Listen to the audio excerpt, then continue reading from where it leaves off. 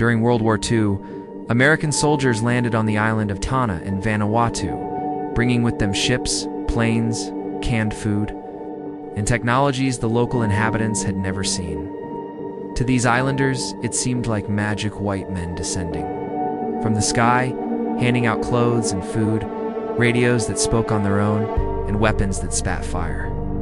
Beings with such powers could only be gods. When the war ended and the soldiers left, some islanders began performing rituals in hopes of bringing back these divine visitors. They built symbolic landing strips, created altars from makeshift objects, marched with bamboo sticks like rifles, and raised American flags. They believed that by mimicking the soldiers, they could summon them again. This became known as the John Frum cult, named after an American, possibly fictional soldier who had promised to return with prosperity. To this day, some communities still celebrate John Frum Day with dances, flags, and military attire, awaiting the return of their Messiah. Before dismissing this as primitive naivety, it's worth asking, what makes their God any less real than yours? Across every era and culture, humans have sought the sacred. From prehistoric cave paintings to towering cathedrals, from shamanic chants to whispered monastery prayers, we've always tried to connect with something greater. The Egyptians worshipped Ptah, Hindus venerate Brahma, Vishnu, and Shiva. The Old Testament speaks of a wrathful creator. The Greeks honored Zeus. The Norse looked to Odin. Are these many gods or different faces of the same truth? Joseph Campbell, the renowned scholar of mythology, dedicated his life to answering this question. He discovered that beneath every mask of God across history lies a single, universal truth, manifesting through different symbols. Humanity acts out the same archetypal drama again and again, merely swapping costumes and languages. Campbell called this the monomyth, the hero's journey, a pattern appearing in every culture. From Mesopotamia to Mesoraca, flood myths are a striking example. The Sumerians spoke of Utnapishtim, who built an ark. The Aztecs told of Coxcoxtli, who survived a deluge. Hindus tell the story of Manu, saved by Vishnu during a great flood. Cultures in Papua New Guinea, Native American tribes, and isolated African peoples all preserved nearly identical stories. How could such similarities exist across civilizations that never contacted each other? The problem begins when people mistake the mask for the face, the metaphor for the truth. It's like someone pointing at the moon, but instead of looking up, we stare at the finger. Organized religions often fall into this trap, idolizing the symbols rather than the reality they were meant to reveal. When a religion turns its metaphors into absolutes, it declares war on others, pointing to the same truth. This has led to great suffering. The Spanish Inquisition executed thousands, tortured countless more, and created a climate of fear all in the name of defending the true faith. The Crusades, driven by both religious zeal and political ambition, devastated the Middle East, killing millions, including entire cities of civilians. Under the banner of holy war, love turned into violence and truth into dogma. Campbell called this the transition from living religion to dead religion. A living religion offers symbols as lenses to glimpse the divine mystery. A dead religion treats those symbols as the mystery itself. The Buddha warned against this.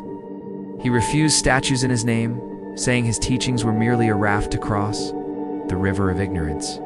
But now, millions revere his image. The raft has become a monument. The finger, once pointing, is now worshipped.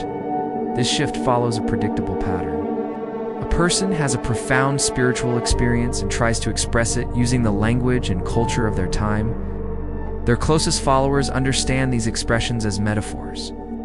But over time, new generations forget the original experience and cling to the words instead.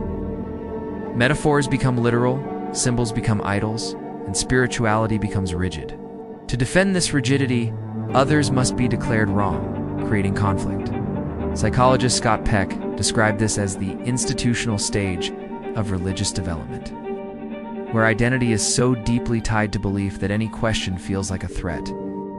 This isn't unique to religion. It happens in politics, sports fandom, and even science.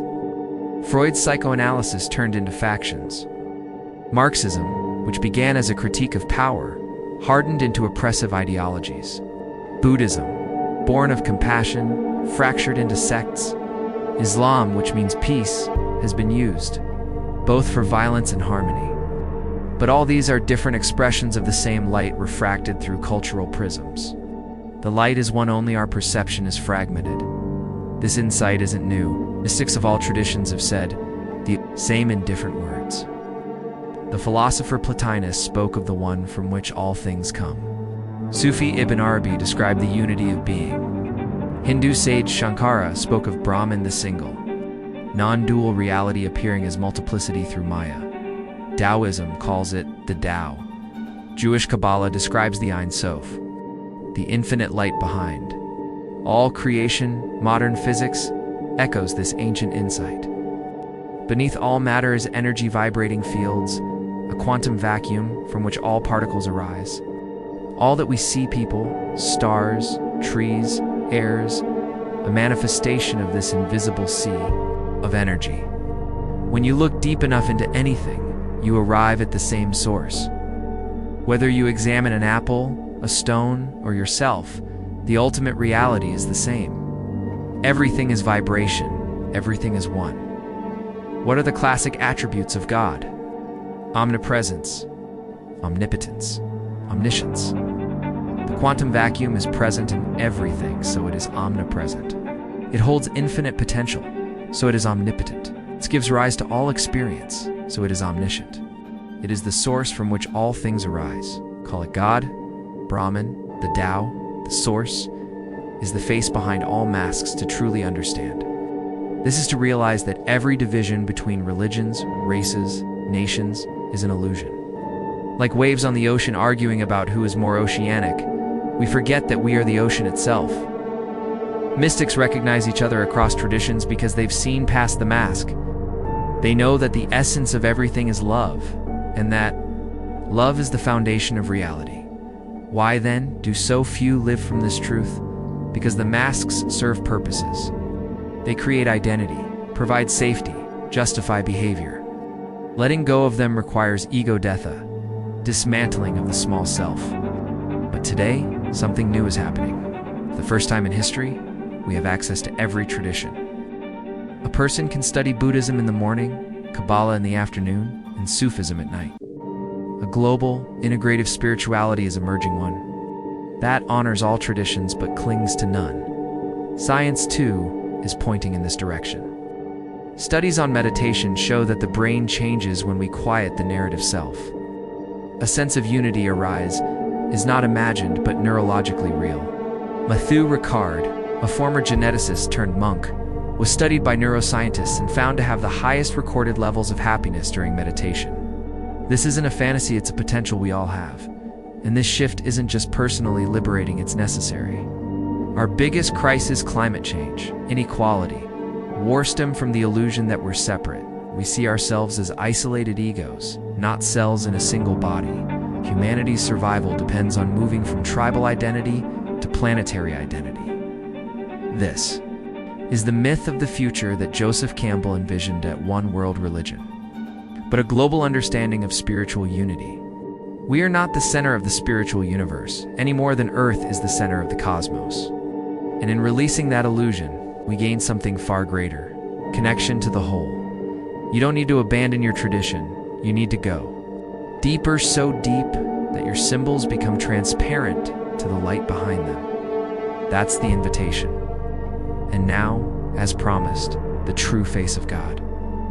Imagine a powerful microscope examining an apple. First you see cells, then molecules, atoms, particles, quarks. At the deepest level, you find vibrating energy quantum fields bubbling with virtual particles. This quantum vacuum is not empty. It's the fertile void from which everything emerges. It is pure potential. It is the origin of matter, energy, space, and time. This energy has no mass. It is formless, but gives rise to form. It's omnipresent, omnipotent, omniscient.